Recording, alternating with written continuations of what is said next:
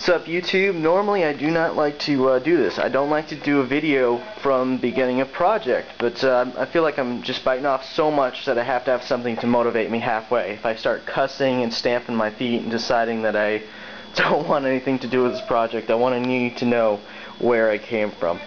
For all of you who don't know, this is a Schwinn Stingray right here. They've been making those for a while. This is kind of the modernized version, if you will. And this guy's in good condition. Out of pocket, I'm paying 75 bucks for this thing and a few dollars on gas to toss it in the trunk. Now, what a lot of people have been doing with these guys is they've been putting little gasoline engines on them. And that's something that I've looked into. California gets a little bit complex when it comes to that kind of stuff. But the more I'm reading about this, the more I'm reading that if it's classified as a moped, I forget the vehicle code, I think it's 406, please Google this. Before I continue, I want to preface everything with saying, I am not an attorney, I'm not an engineer, I do not work for the Department of Transportation, and your safety and your legal situation is none of my concern. So that being said, do not email me saying, hey, I got pulled over with your idea, F you, I'm going to sue you. No. This is an endeavor I take on my own accord, and you should too. But long story short, people have been putting little gasoline engines on these guys. Now, the most popular engine to toss on here has been an 80cc, which is actually a 66cc two-cycle engine.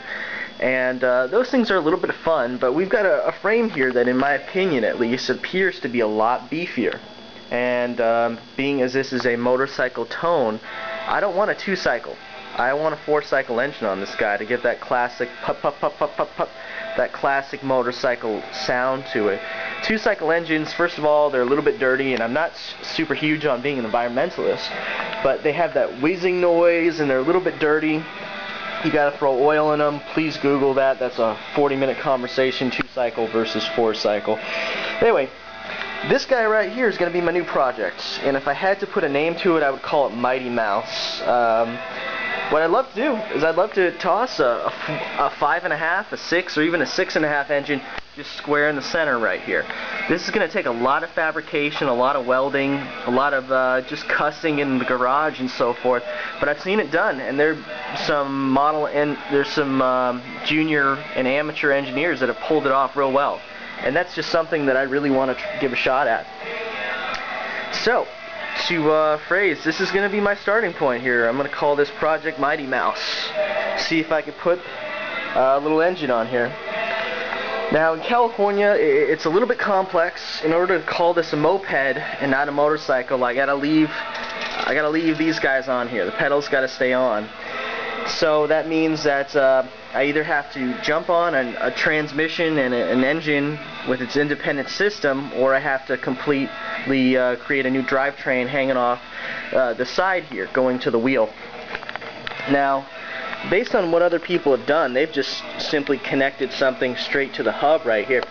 Now, I was happy to see that I had tons of room to work with on this side. I don't know how well you guys can see this at this angle, but there's a good 1/2 inch or 3/4 of an inch of meat, if you will, on that guy right there. And that's solid steel. So one could easily affix a gear, a large gear to this side right here, run a chain over here. There's going to be some conflicts as to the rear braking system, but as much as this would be in the way, it can very easily be fabricated and moved upwards, or any number of things, or even like way below or something like that. Difficult, but by no means impossible. Obviously, goal number one is to get this guy moving as fast as possible. That being said, California is limiting me at 30 miles an hour. That's flat land without a headwind. So what I've got to do is I got to put a little governor on here, because I want something that has a lot of pickup. At the same time, I need something that is going to be legal, because the last thing I want is to get in trouble for a fun little project that I'm going to have here. Now, if you guys want to toss me a line or an email on how best to do that, the only thing I can really think of is, unfortunately, to curb acceleration the same way curbing top speed, and that's by limiting the carburetor, putting a governor in there so that my throttle will only go so open, so I can only get so much gasoline into it. Ideally, please correct me if I'm wrong here, I should have a good amount of takeoff torque. Obviously not as much, because I should be able to retain that horsepower, that bottom end torque, but at the same time I shouldn't be able to exceed 30 miles an hour, which is the goal. So feel free to email me on that one. And next video will be all about brainstorming.